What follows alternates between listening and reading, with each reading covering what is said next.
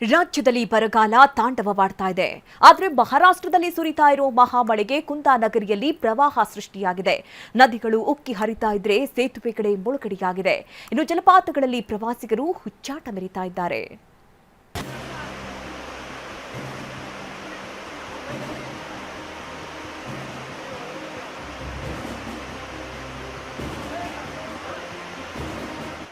ಕಣ್ಣು ಹಾಯಿಸಿದಷ್ಟು ದೂರ ನೀರೋ ನೀರು.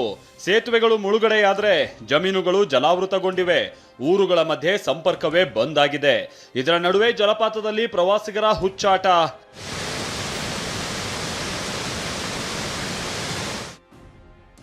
ಮಹಾರಾಷ್ಟ್ರದಲ್ಲಿ ಮಳೆ ಅಬ್ಬರ, ಮತ್ತೆ ಉಕ್ಕಿದ ಕೃಷ್ಣಾ ನದಿ. 5 ಸೇತುವೆ ಮುಳುಗಡೆ, 10 ಗ್ರಾಮಗಳ ಸಂಪರ್ಕ ಬಂದ್. ರಾಜ್ಯದಲ್ಲಿ ಒಂದ್ ಕಡೆ ಬರ ತಾಂಡವವಾಡ್ತಾ ಇದ್ರೆ ಮತ್ತೊಂದ್ ಕಡೆ ಮಹಾರಾಷ್ಟ್ರದಲ್ಲಿ ಸುರಿತಾ ಇರುವ ಧಾರಾಕಾರ ಮಳೆ ಹೊಡೆತಕ್ಕೆ ಕೃಷ್ಣಾ ನದಿ ಮತ್ತೆ ಮೈದುಂಬಿಕೊಂಡಿದೆ. ಪಶ್ಚಿಮ ಘಟ್ಟದಲ್ಲಿ ಮಳೆ ಆರ್ಭಟದಿಂದ ಕೃಷ್ಣಾ ನದಿ ನೀರಿನ ಮಟ್ಟ ಒಂದೇ ದಿನದಲ್ಲಿ ಏರಿಕೆಯಾಗಿದೆ. ಮಹಾರಾಷ್ಟ್ರದಿಂದ ಕೃಷ್ಣಾ ನದಿಗೆ 80,000 ಕ್ಯೂಸೆಕ್ ನೀರು ರಿಲೀಸ್ ಮಾಡಲಾಗಿದ್ದು, ಕೃಷ್ಣಾ ನದಿ ಜೊತೆ ವೇದಗಂಗಾ, ದೂದ್ಗಂಗಾ ನದಿಗಳು ಕೂಡ ಮತ್ತೆ ಆರ್ಭಟ ಶುರು ಮಾಡಿವೆ. ಹೀಗಾಗಿ ಬೆಳಗಾವಿ ಜಿಲ್ಲೆಯ ನಿಪ್ಪಾಣಿ, ಚಿಕ್ಕೋಡಿ ತಾಲೂಕಿನಲ್ಲಿ 2ನೇ ಬಾರಿಗೆ 5ಕ್ಕೂ ಅಧಿಕ ಕೆಳಹಂತದ ಸೇತುವೆಗಳು ಜಲಾವೃತಗೊಂಡಿವೆ. ಮಹಾರಾಷ್ಟ್ರದಲ್ಲಿ ಭಾರಿ ಮಳೆ ಸುರಿತಾ ಇರೋದ್ರಿಂದ ಇಲ್ಲಿ ರೈತರಿಗೆ ಭಾಳ ಸಂತಸ ಆಗೈತಿ. ಯಾಕಂದ್ರೆ ತಾವು ಬೆಳೆದಂಥ ಬೆಳೆಗಳಿಗೆ ಮಳೆಯ ಅಭಾವದ ಕೊರತೆಯಿಂದ ತೀರಾ ಸಂಕಷ್ಟ ಅನುಭವಿಸಿದ್ರು. ಒಟ್ಟು ಮಹಾರಾಷ್ಟ್ರದಲ್ಲಿ ಬೀಳುವಂಥ ಮಳೆಯಿಂದ ಗಡಿಭಾಗದ ರೈತರಿಗೆ ಸಂತೋಷ ಆಗೈತಿ ಅಂತ ನಾನು ಹೇಳಲಿಕ್ಕೆ ಬಯಸ್ತಾ ಇದ್ದೀನಿ.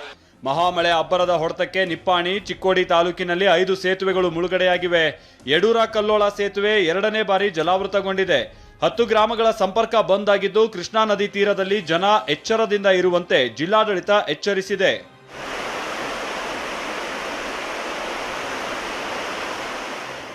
ಇತ್ತ ಕೊಡಗಿನ ಸೋಮವಾರಪೇಟೆ ತಾಲೂಕಿನ ಗರ್ವಾಲೆ ಬಳಿಯ ಮೇದುರ ಜಲಪಾತ ಧುಮ್ಮಿಕ್ಕಿ ಹರಿತಾ ಇದೆ. ಇದರ ಮಧ್ಯೆ ಫಾಲ್ಸ್ಗೆ ಇಳಿದು ಪ್ರವಾಸಿಗರು ಹುಚ್ಚಾಟ ಮೆರೀತಿದ್ದಾರೆ. ಜಲಪಾತದ ಒಡಲಿಗೆ ಇಳಿದು ಸೆಲ್ಫಿ ತೆಗೆದುಕೊಂಡು ದುಸ್ಸಾಹಸ ಮೆರೀತಿದ್ದಾರೆ. ಹೀಗಾಗಿ ಜಲಪಾತಕ್ಕೆ ಇಳಿಯದಂತೆ ಜಿಲ್ಲಾಡಳಿತ ಆದೇಶಿಸಿದೆ. ಆದರೂ ಈ ಆದೇಶಕ್ಕೆ ಇಲ್ಲಿ ಬೆಲೆಯೇ ಇಲ್ಲ. ನಿಷೇಧಿತ ಸೇತುವೆ ಮೇಲೆಯೇ ಕೆಲ ಪ್ರವಾಸಿಗರು ವಾಹನಗಳನ್ನ ಪಾರ್ಕಿಂಗ್ ಮಾಡ್ತಿದ್ದಾರೆ. ಜಲಪಾತದ ಒಡಲಲ್ಲೇ ಮದ್ಯ ಸೇವಿಸ್ತಾ ಇದ್ದಾರೆ.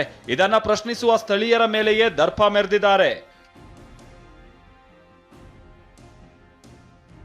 ಸಾಮಾನ್ಯವಾಗಿ ಮಳೆಗಾಲ ಬಂದಾಗಲೆಲ್ಲ ಕೊಡಗಿನ ಜಲಪಾತಗಳು ತುಂಬಿ ಹರಿಯುತ್ತೆ ಮತ್ತು ಈ ಜಲಪಾತಗಳನ್ನು ವೀಕ್ಷಣೆ ಮಾಡಲಿಕ್ಕೆ ಅಂತಲೇ ಜಿಲ್ಲೆ, ದೇಶ ಮತ್ತು ವಿವಿಧ ರಾಜ್ಯಗಳಿಂದ ಪ್ರವಾಸಿಗರು ಬರ್ತಾರೆ. ಈ ಮೇದುರ ಜಲಪಾತ ವರ್ಷದ 3 ಅಥವಾ 4 ತಿಂಗಳು ಮಾತ್ರ, ಅಂದರೆ ಮಳೆಗಾಲದಲ್ಲಿ ಮಾತ್ರ ಇರುವಂಥದ್ದು. ಬಹಳ ಅದ್ಭುತವಾದ ಒಂದು ಜಲಪಾತ ಇದು. ಈ ಜಲಪಾತವನ್ನು ನೋಡಲಿಕ್ಕೆ ಅಂತಲೇ ಈ ಕಡೆ ಪ್ರತಿನಿತ್ಯ 100 ಪ್ರವಾಸಿಗರು ಬರ್ತಾರೆ. ಇಲ್ಲಿ ಸ್ಥಳೀಯ ಪಂಚಾಯಿತಿಯಲ್ಲಿ ಒಂದು ಬ್ಯಾರಿಕೇಡ್ಗಳನ್ನು ಹಾಕಿದೆ. ಆದರೂ ಅದನ್ನು ಕೂಡ ದಾಟಿ ವಾಹನಗಳು ಸೀದಾ ಈ ಹಳೆ ಸೇತುವೆ ಮೇಲೆ ಬಂದು ನಿಲ್ಲುತ್ತೆ. ಇಲ್ಲಿಂದ ಪ್ರವಾಸಿಗರು ಇಳಿತಾರೆ. ಇಳಿದು ಆ ಜಲಪಾತದ ಮೇಲೆ ಹತ್ತಿ ಹೋಗಿ ಅಲ್ಲಿ ಸೆಲ್ಫಿ ತೆಗೆಯುವಂಥದ್ದು, ಫೋಟೋ ವಿಡಿಯೋ ಮಾಡುವಂಥದ್ದು ಮತ್ತು ಮದ್ಯಪಾನ ಮಾಡುವಂಥದ್ದು, ಎಂಜಾಯ್ ಮಾಡುವಂಥದ್ದು ಮಾಡ್ತಾರೆ. ಜುಲೈ ತಿಂಗಳ ಅಂತ್ಯಕ್ಕೆ ಬಂದರೂ ರಾಜ್ಯದಲ್ಲಿ ಹೆಚ್ಚಿನ ಪ್ರಮಾಣದಲ್ಲಿ ಮಳೆಯಾಗಿಲ್ಲ. ಆದರೆ ಮಹಾರಾಷ್ಟ್ರದ ಮಳೆ ಕೃಷ್ಣಾ ನದಿಗೆ ಜೀವ ಕಳೆ ತಂದಿದೆ. ಬೆಳಗಾವಿಯಿಂದ ಸಹದೇವ್ ಮಾನೆ ಜೊತೆ ಗೋಪಾಲ್ ಸೋಮಯ್ಯ, TV9 ಕೊಡಗು.